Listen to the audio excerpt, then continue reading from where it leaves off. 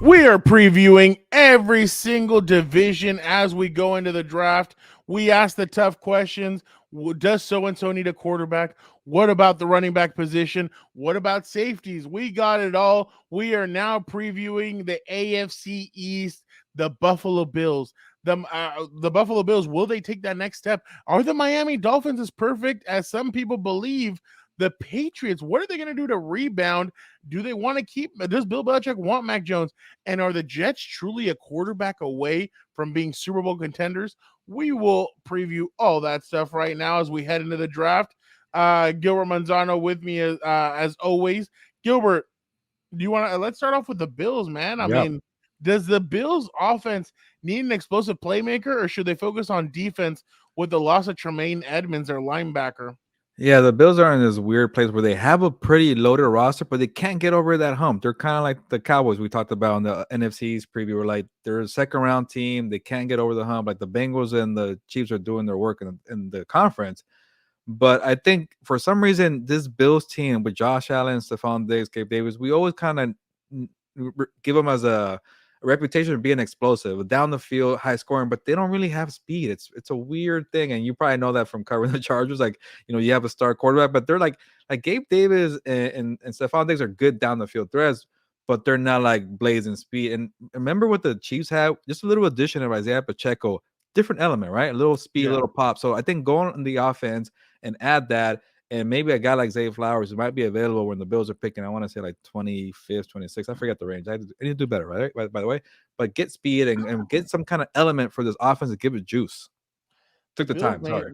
the Bills may be taking a step back next season. I think they have a lot of needs. I feel like they kind of got exposed a little bit against the Bengals, but I do think that they need a speed guy on their offense just because you kind of need. And Isaiah McKenzie might be that guy. It sometimes is that guy, but I just feel like you need more consistency from that, I think he and that's left, by why. the way. Oh, did he leave? With the Oh, he Colts, might yeah. have left. Yeah, he's Yeah, with the Colts. actually, he might have left. So there you go. He Yeah, number left. 3 for sure.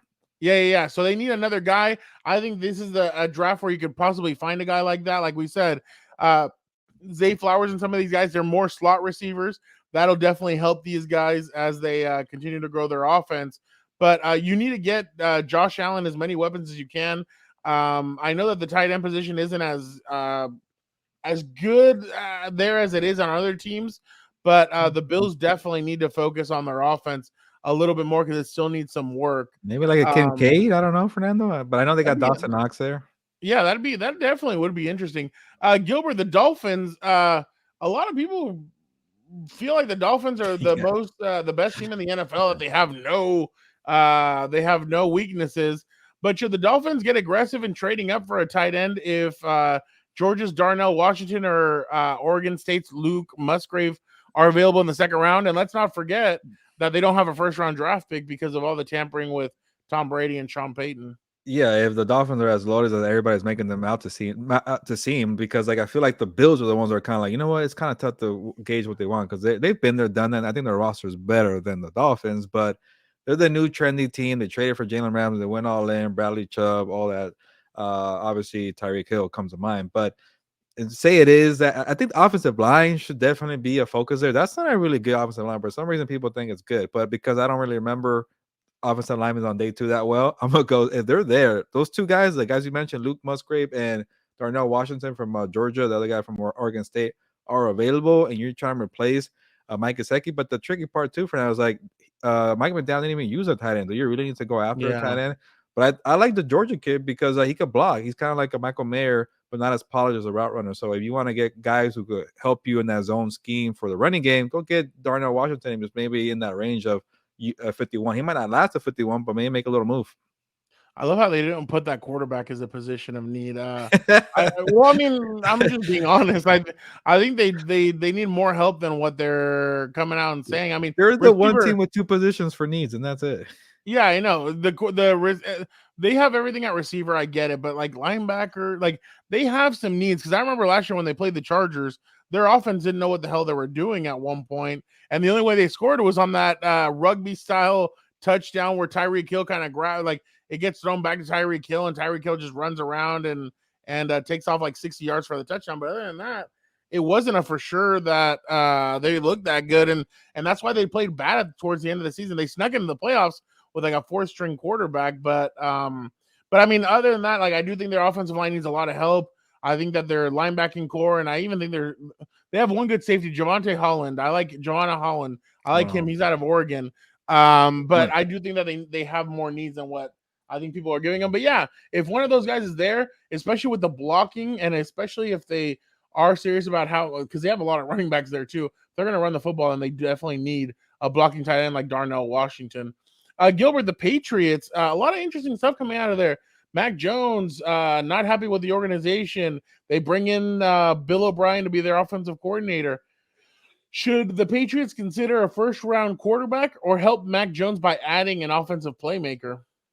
It's a tricky question because it depends who's available. Like if I see an Anthony Richardson fall to 14, which I don't know if he will, but it's a lot of smoke coming out. You don't know what to believe. Like supposedly now Richardson's falling. But if say it's Richardson, you say, sorry, Mac Jones, we tried it your way. I like the upside here. Go take that guy. But because Bill Belichick brought in old friend from Alabama, Bill O'Brien, who's familiar with Mac Jones, it makes me feel like he wants to give it one more year with Mac Jones. So if you're gonna give the kid a chance and not have Bailey Zappi take over in the future, or maybe you're gonna get a weapon for Bailey Zappi too. By the way, that could be two for one there. Get him a weapon. I know I've mocked Bijan Robinson, but if it's not him, give him like a Jackson Smith and Jigba. Just go all out and making sure Mac Jones gets one more good year before you cut the cord or you keep him around. I'm gonna go. I'll give it one more year, just because I think the draft class the next year for quarterbacks is gonna be better. So I'll say, you know what, give it one more year, draft him an offensive weapon, and see what Mac Jones has got. I mean, is it really the next big thing, or do they already? Because I mean, last year you gave him a defensive coordinator as an offensive coordinator, and the plays sometimes looked suspect. It was just weird. So I definitely think give Mac Jones one more year. Next year will be year 3. You'll see what you have after the year, and you'll know exactly what to do with him moving forward. But doing better than Zach Wilson, I'll say that. Well, yeah. Well, the Manhattan MILF Hunter is ready to find you prey. Let's go. Oh, speaking of him, let's go over now to the Jets, Gilbert. What do you think if they end up drafting, or if they end up trading for Aaron Rodgers, it gets solidified, and they keep that pick at 13, like the Tampa Bay Buccaneers did a couple of years ago? Do you feel like they have to go offensive line? And if so, which offensive lineman should they take? Yeah, I think that's probably the bigger question. Which one will they take? And that's kind of like an easy one. Like they need an offensive lineman to help out because you can't trust a 38-year-old Dwayne Brown. You can't trust Mekhi Becton, who's always up and down, injured. He lost a lot of weight. Yeah, but then like, will he still be the same powerful dude? Will he like? I can't trust the guy. But you also need to build depth. So the bigger question is which one, because actually in that number 13 spot, they might have an option to get the first one of their liking. Maybe not because the Bears are number 9, but maybe even a guy like as versatile like Skoronski, you can maybe play him outside or inside because you do have Becton and Brown. Paris Johnson from Ohio State is kind of, people say he's a true left tackle, but a little mix. Darnell Wright could play right tackle, but overall, you got to go tackle and help out Aaron Rodgers whenever he gets there, Fernando. I don't know when, but you got to help him out. Yeah, I agree with you.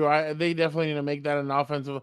And besides, you're basically copying the mirror image of the Bucks from 2020, doing that exact same thing. So get him offensive line help. Then there will be no excuses. You have the offense, you have the defense, you have the quarterback. There's nothing else. No excuses. Other guys that never make excuses are your compas. So we appreciate you guys for checking out another preview. We will have some more coming up. Don't forget to check out everything else. AFC West, NFC West. We got everything. We got all the divisions. So don't forget to check out everything else. We appreciate you guys so much. And don't forget, the draft is coming up, and there's going to be a lot of twists and turns, Gilbert. I know you're excited for it.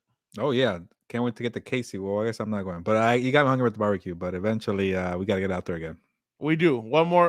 Yeah, exactly. Because that Kansas City barbecue is going to be delicious, and you know that the players are going to enjoy it. As soon as they get drafted, get some of that Kansas City barbecue, and I'm sure they're going to check out Compas on the Beat to say, what does my team need? Oh, let me go check out Compas on the Beat. So because they are Compas and they're checking out what the Compas are doing, which you should be as well.